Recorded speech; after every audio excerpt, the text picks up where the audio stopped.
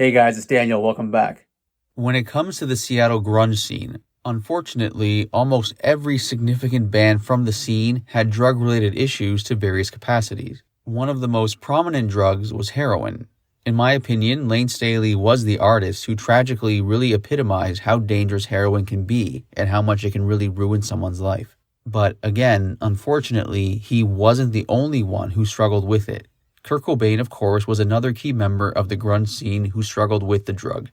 The following is a quote from Art Chantry, a graphic designer who was involved in the Seattle grunge movement. In this quote, he discusses Kurt Cobain's drug addiction and in particular the fact that having money actually made the situation much worse. This quote is from the book Grunge is Dead. Quote, "I don't know if you've ever had to deal with junkies before, particularly ones that have money.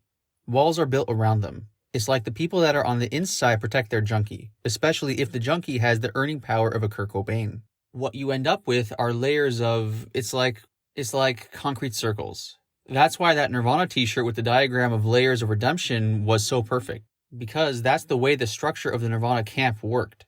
It was very, very difficult for outsiders to work their way through the various layers to get at people that could actually make decisions. It was all designed as protection.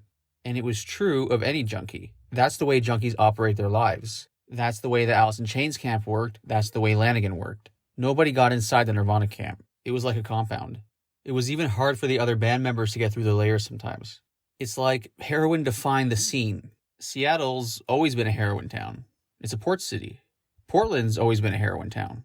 But, like all culture explosions since World War II, when the German high command started to use methamphetamines, every major cultural scene in Western civilization, and we're talking bikers, beatniks, hippies, glam rock, punk, funk, Warhol Factor, the surfers, hot riders, trucks, were all speed freaks.